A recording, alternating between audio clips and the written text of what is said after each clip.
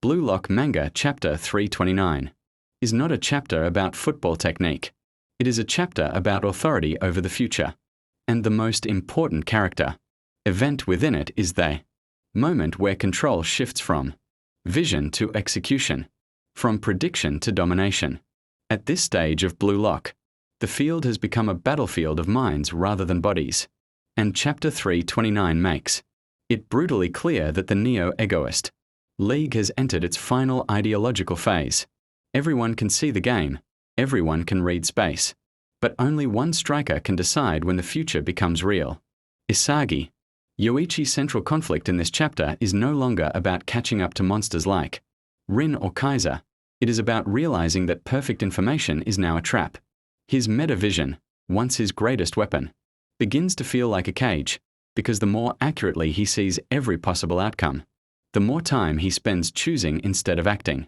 Chapter 329 quietly but decisively marks the point where Isagi understands that hesitation, even when justified, is equivalent to surrender at the world level. The key character event occurs internally. Isagi stops trying to outthink the field and instead chooses to override it. This is subtle but massive. Earlier versions of Isagi survived by positioning himself inside inevitability, finding the optimal path that others unknowingly created. In Chapter 329, that method collapses because Rin and Kaiser are no longer pieces on the board. They are players actively trying to see erupt Isagi's decision-making process. Rin's presence in the chapter represents absolute hostility toward coexistence. He isn't just trying to score, he's trying to erase Isagi's relevance entirely. Rin's movement pattern shows that he's begun prioritizing psychological suppression over efficiency, shadowing Isagi not to block passes, but to poison his options, forcing him into delayed reactions. Rin's evolution is terrifying because it abandons elegance in favor of annihilation. He doesn't want the best play, he wants the play that leaves no survivors. Kaiser, meanwhile, represents a different threat. Ownership of the stage chapter.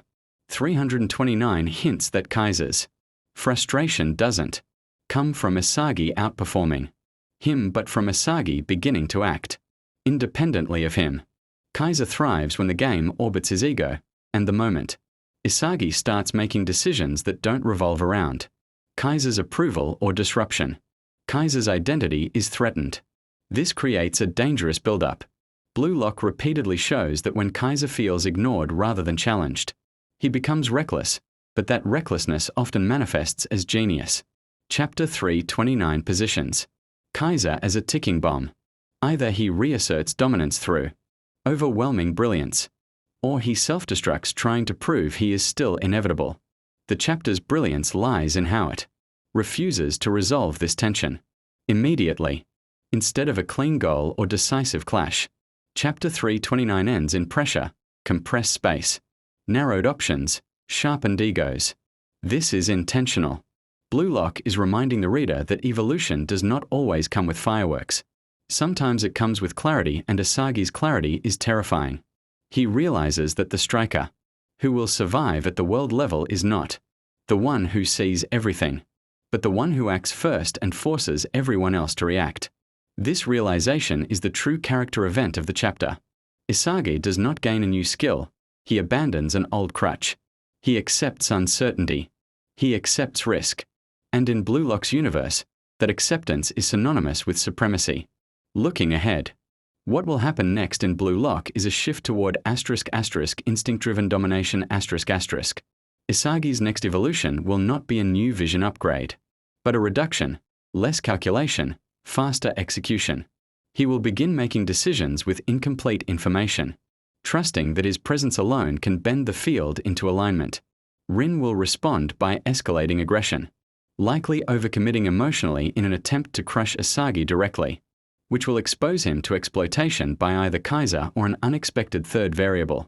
Kaiser, on the other hand, is approaching a moment where he must do something outrageous, something that redefines his role entirely, or risk becoming a symbol of the old order being consumed by Blue Lock's philosophy. The next chapters will likely deliver a single, ruthless play that permanently reshapes the hierarchy, not through dialogue but through Silence, the kind of silence that follows inevitability.